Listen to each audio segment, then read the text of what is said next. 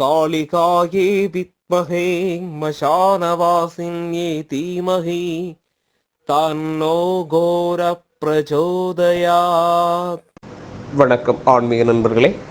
மலையாள மாந்திரீக முறையில் இன்றைக்கி நம்ம என்ன பார்க்க போகிறோம்னா, இந்த எதிரிகள் செய்யக்கூடிய ஏவல், பில்லி, சூனியம், அதாவது ஒரு குடும்பத்துக்கு கொடுக்கக்கூடிய கஷ்டங்கள் செய்வன, அந்த மாதிரி உள்ள பிரச்சனைக்கு நம்ம எப்படி தடை போட்டு கயிறு கட்டுவது, அதாவது மந்திர சரடு ஜெபிச்சு கட்டுவது எப்படிங்கிற விதி தான் நம்ம பார்க்க போகிறோம்.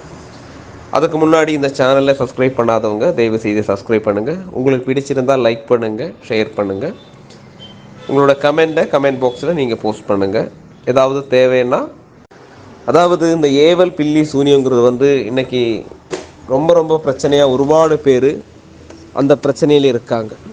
நம்ம கோயிலுக்கு வர ஆளுகளில் கூடுதல் இந்த ஏவல் பிரச்சனை, பேய் பிரச்சனை அந்த மாதிரி உள்ளதான். கருவாதை, உடிவாதை, அதே அந்த மை வச்சு ஏதாவது பேய் ஏவி விடுறது, அந்த மாதிரி உள்ள பிரச்சனையில் ஒருபாடு குடும்பங்கள் கஷ்டப்பட்டு இன்றைக்கி நம்ம கோயிலில் அதை குருதி பூஜையும் அதே மாதிரி ஹோமம் அந்த மாதிரி உள்ள காரியங்களால் அது மாற்றிக்கொண்டு இருக்குது. அப்போது நிறைய ஆளுங்க சொல்கிறது என்னன்னா, இந்த கோயிலுக்கு வரணும்னா தடையாக இருக்குது அப்படி சொல்லுவாங்க. அப்போ நம்ம கோயிலுக்கு வர்றது தடையாகுதுன்னு அதுக்கு என்ன காரணம்னு கேட்டால், இந்த ஏவல், இந்த பில்லி, சூனி அது மாதிரி உள்ளவங்க வைக்கும்போது, நல்ல பவராக வைக்கும்போது நம்மளை நல்ல, அதாவது சாமி நல்ல ஒரு பாசிட்டிவ் எனர்ஜி இருக்கக்கூடிய இடம், நம்ம குலதெய்வ கோயிலாகட்டும், நம்ம கோயிலாகட்டும், இந்த கர்மங்கள் பண்ணி மாற்றுறக்கும் அது ஒரு தடையாகவே இருக்கும். ஏது கோயிலுக்கு போகிறக்கும் உங்களுக்கு தடையாகவே இருக்கும். அப்போ சிலவங்க சொல்லுவாங்க, சாமி நீங்கள் கூப்பிட்டு நல்லா பூஜை பண்ணுங்க அப்படி சொல்லுவாங்க. எங்கிட்ட சொல்லுவாங்க, அங்கே வரணும்னு நினச்சா முடியறதில்லை சாமி, ஒருபாடு தடை வருது, அங்கே சொல்லும்போது தலைவலி வருது அப்படியெல்லாம் சொல்லுவாங்க. அப்போ இதெல்லாம் அந்த ஏவல் பிரச்சனையால் அவங்க வீட்டில் அனுபவிக்கக்கூடிய ஒரு காரணங்கள் தான். அப்போ நமக்கு அதுலேருந்து எப்படி நமக்கு ஒரு நிவாரணம் கிடைக்கணும், அந்த பிரச்சனைகள் மாறணும், அப்படி அந்த ஏவல் பில்லிகளை நம்ம ஒரு கட்டு போட்டு நிறுத்துறது, அந்த மாதிரி உள்ள ஒரு மந்திர விதி தான் நாம் இன்றைக்கி பார்க்க போகிறோம்.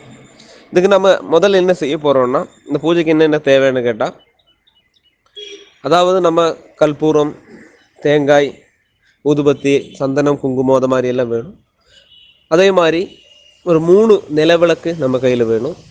பின்ன நமக்கு அந்த பூஜை பண்ணும்போது புதிய ஆடை வேணும். அது சிவப்பு கலர், அதாவது செவந்த கலர் ஆடை நமக்கு வேணும். அதுக்கு பிறகு நமக்கு தெச்சிப்பூ, அதாவது இட்லி பூ, செவ்வரளிப்பூ, இந்த பூ தான் நமக்கு வேணும். பின்ன நிவேதியமாக, அதாவது படையில் நமக்கு பால் பாயசம் யூஸ் பண்ணலாம், அவிலு, பொரிகடலை அந்த மாதிரி உள்ள காரியங்கள் யூஸ் பண்ணிக்கலாம். அதாவது அவங்கவுங்கள பொறுத்து பச்சை மாவு வைக்கிறது ரொம்ப நல்லது. அவங்கவுங்கள பொறுத்த மாதிரி அவங்களோட கையில் இருக்கிற மாதிரி மனசால் நீங்கள் பண்ணால் போதும். இனி இந்த பூஜை பண்ணுறது எப்படின்னு கேட்டால், நம்ம ஒரு வெள்ளிக்கிழமை தான் இந்த பூஜையை நம்ம ஸ்டார்ட் பண்ண போகிறோம். அப்போ இந்த வெள்ளிக்கிழமை பூஜை பண்ண போகும்போது நல்ல சுத்தபத்தமாக இருந்து ஒரு தனி அறையில், சமாதானம் இருக்கக்கூடிய அறையாக இருக்கணும், பூஜை அறையாக இருக்கணும். உங்கள் பூஜை அறையில் கூட நீங்கள் பண்ணிக்கலாம். 3 விளக்குன்னு சொன்னால், ஒன்று உங்களுடைய குலதெய்வத்துக்கு சேர்ந்தது அந்த விளக்கு.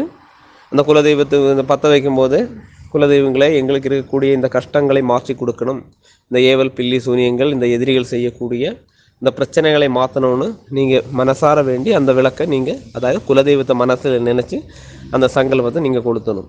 சில பேர் இந்த குலதெய்வத்துக்கு கெட்டு கூட இருக்கலாம். ஏன்னா ஏவல், பில்லி, சூனியம் செய்யும்போது இந்த குலதெய்வத்தை மாற்றி நிறுத்தி தான், குலதெய்வத்தை கெட்டி நிறுத்தி, குலதெய்வத்தை கெட்டுறதுன்னு சொன்னால் உங்கள் வீட்டுக்கு வராமாக்குறது இல்லாமல், இப்போ கருப்புசாமின்னா கருப்புசாமி பிடிச்சி கெட்டி வைக்கிறது கிடையாது, அந்த கோமரத்து மேலே வராமாக்குறது, அதாவது யாருக்காவது அந்த வீட்டில் சாமி வரையும் அதை வராமாக்குறது. அதே மாதிரி அந்த இடத்துக்கு, அந்த மண்ணில் அந்த தெய்வீக சக்தி இல்லாமாக்குறது, அப்படி எல்லாம் பண்ணுவாங்க. அப்போ இந்த குலதெய்வத்தை கும்பிட்டு இந்த பிரச்சனைகள் சரியாகி கொடுக்கணும்னு ஒரு விளக்கு பற்ற வைக்கிறது. இன்னொரு விளக்கு யாருக்குன்னா, உங்கள் குரு பரம்பரைக்கும், உங்கள் அம்மா, அப்பா, பிதர்கள். ஏன்னா அவங்க எல்லாம் தான் உபாசனை பண்ணி தான் அந்த குலதெய்வத்தை கொண்டு வந்திருக்காங்க. அப்போ என்றைக்குமே நம்ம அவங்கள நம்ம மதிக்கணும். அப்போ அவங்களுக்கும் ஒரு விளக்கு நம்ம போடுறோம். அடுத்தது சூலினி தேவி, அதாவது சூலினி துர்கைக்கு தான் நம்ம அடுத்த ஒரு தீபத்தை நம்ம பற்ற வைக்க போகிறோம். இந்த 3 தீபத்தையும் நம்ம பற்ற வச்சு சாயந்தரம் நம்ம ஒரு 7 மணி சமயம், அதாவது இருட்டு விலகிற சமயத்தில் தான் நம்ம இந்த பூஜையை நம்ம யூஸ் பண்ணுறோம்ல, இந்த பூஜையை நம்ம ஸ்டார்ட் பண்ண போகிறோம். இந்த பூஜையை நம்ம ஜெபம் பண்ண போகும்போது முதல்ல இந்த தேவியை மனசில் நல்லா நினைக்கணும். முதல்ல நம்ம கணபதி மந்திரம் ஒரு 108 ஜெபம் பண்ணிக்கிறோம். அதுக்கு பிறகு இந்த தேவியை மனசில் நல்லா நினச்சி, நம்ம எதிரிகளை அந்த தேவி அந்த சூலத்தால் குத்துற மாதிரி, ஏவல் பில்லிகளை எல்லாம் குத்துற மாதிரி நம்ம மனசில் கண்டு, நான் இந்த ஸ்க்ரீனில் போட்டிருக்கிற மந்திரத்தை நீங்கள் ஜெபம் பண்ணுறீங்க. 108 முறை வச்சு நீங்கள் பண்ணணும். 108 முறை வச்சு 41 நாள் கண்டிப்பாக நீங்கள் இதை பண்ணணும். சிலவங்க என்ன பண்ணுறாங்கன்னா, இந்த மந்திரத்தை 108ன்னு சொல்லும்போது சீக்கிரமாக சித்தி ஆகணும், இல்லைன்னா சீக்கிரமாக அதோட குணம் கிடைக்கணுங்கிறதுக்காக 1008 இல்லைன்னா 10,008 எல்லாம் ஜெபம் பண்ணுறாங்க. அப்படி மந்திரம் ஜெபம் பண்ணக்கூடாது. அதுக்கு தான் குரு வேணும்னு சொல்கிறது. ஏன் அது சொல்கிறேன்னா, ஒரு மந்திரம் சொல்லும்போது நம்ம உடம்பில் அந்த பவர் ஏறும். அந்த பவர் தாங்கக்கூடிய சக்தி நம்ம உடம்புக்கும் மனசுக்கும் வேணும். இல்லாமல் உருவாடு ஆயிடுச்சுன்னா அதுக்கு நமக்கு உருவாடு விளைவுகள் வரும். அதுக்கு வேண்டி தான் அதை நான் சொல்கிறேன்.